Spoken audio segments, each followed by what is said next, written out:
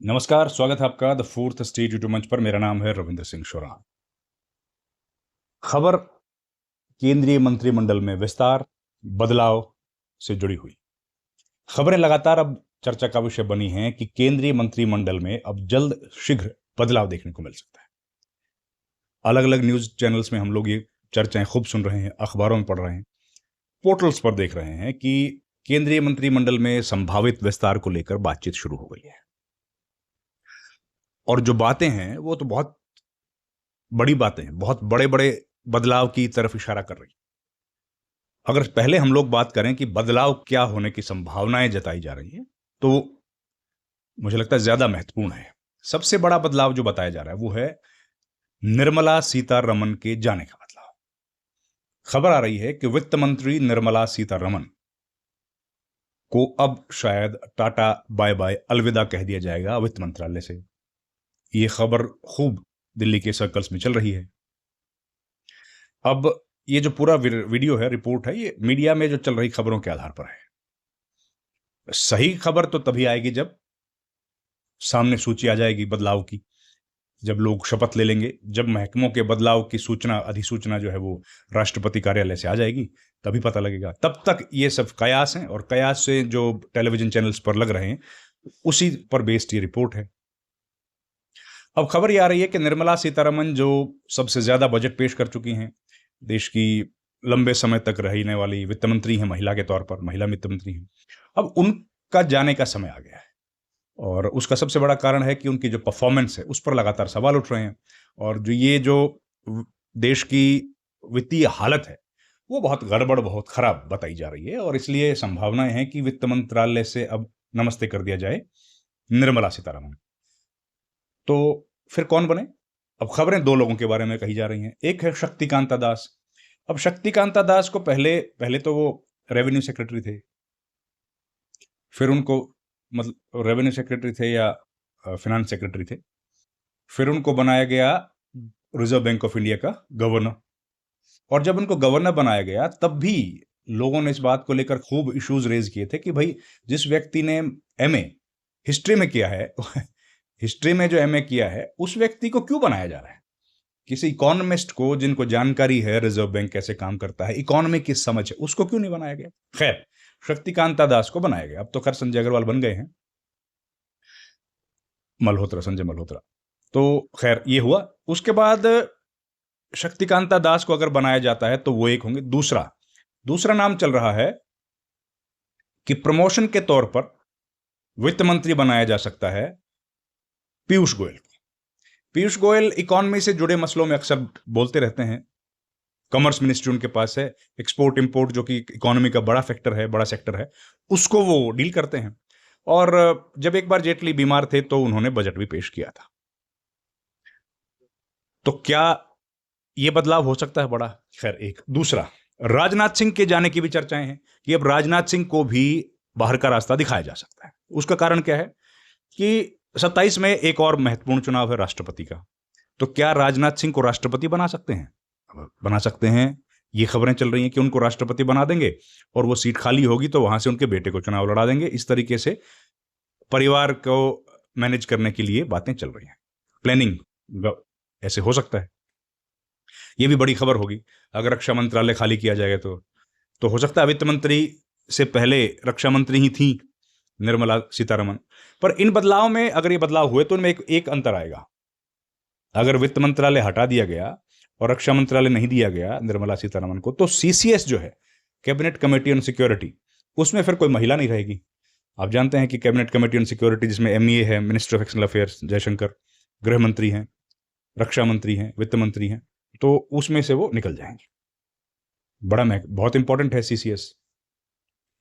सुषमा स्वराज रही हैं इसमें, स्मृति ईरानी भी रही हैं। तो हो सकता है ये बदलाव देखने को मिले, हो सकता है, फिर कह रहा हूं। चलिए, ये तो हुआ। अब विदेश मंत्री की परफॉर्मेंस के बारे में तो आप जानते ही हैं, उनके परफॉर्मेंस पर भी लगातार सवाल उठते हैं। लेकिन प्रधानमंत्री के वो अति प्रिय बने हुए हैं, तो उनको बदला जाएगा कि नहीं, ये भी देखना महत्वपूर्ण होगा। फिर जिनके नाम की खूब चर्चा है कि ये तो बदले जाएंगे ही, वो एक हैं धर्मेंद्र प्रधान, जिनको लेकर इस वक्त सोनम वांगचुक अनशन कर रहे हैं। और कॉकरोच जनता पार्टी के बैनर तले वो लगातार अनशन पर बैठे हैं और उनका कहना है कि जब तक धर्मेंद्र प्रधान का इस्तीफा नहीं लिया जाता वो अनशन करते रहेंगे। एक कारण, एक नाम, नीट की परीक्षा 2-2 बार उनके मंत्री रहते लीक हुई, फिर उनके रहते लीक होने के बाद सीबीएसई का इतना बड़ा गफलत हो गई और कई सारे सवाल उठते रहते हैं कि धर्मेंद्र प्रधान का जो कामकाज है, कामकाज का तरीका है वो गलत, सही नहीं है, उस पर सवाल है। उसके बाद चर्चा हुई कि भाई हरदीप सिंह पुरी के बारे में भी, हरदीप सिंह पुरी पर भी एप्स्टीन फाइल से लेकर तमाम मसलों में उनका नाम आया है और लोग ये बात बार बार कर रहे हैं कि हरदीप सिंह पुरी को भी इस्तीफा देना चाहिए या उनको बदल देना चाहिए, क्योंकि हरदीप सिंह पुरी का जो एलिगेशंस लगे हैं उससे कहीं ना कहीं देश की या कम से कम मोदी सरकार की तो छवि गड़बड़ हुई है। ये बदलाव की बात की जा रही है, ठीक है। अब इसके आगे क्या होगा? ये बदलाव तो वो है जो चर्चाओं में हैं, कुछ और बदलाव भी हैं चर्चाओं में। वो ये है कि भाई जो हर्ष मल्होत्रा हैं दिल्ली के बीजेपी अध्यक्ष, वो भी मंत्रिपरिषद में है, उनको वहां से हटाया जाएगा, क्योंकि एक व्यक्ति एक पद की बात करती है बीजेपी। तो हर्ष मल्होत्रा को हटाया जाएगा, तो यूपी बीजेपी के अध्यक्ष पंकज चौधरी को भी हटाया जाएगा, क्योंकि उनके पास भी उत्तर प्रदेश में बीजेपी को जिम्मेदारी दे दी है, तो उनको भी हटा देंगे, इनको भी हटा देंगे, तो ये दोनों हट जाएंगे, 2 पद खाली हो जाएंगे। अब एक और नाम है जो पंजाब चुनाव से जुड़ा हुआ है, वो है रवनीत सिंह बिट्टू का। तो क्या रवनीत सिंह बिट्टू को भी हटाया जाएगा ठीक उसी तरीके से जैसे जॉर्ज कुरियन ने इस्तीफा दे दिया? जॉर्ज कुरियन का जो राज्यसभा का कार्यकाल था वो खत्म हो गया, रवनीत बिट्टू का भी खत्म हो गया।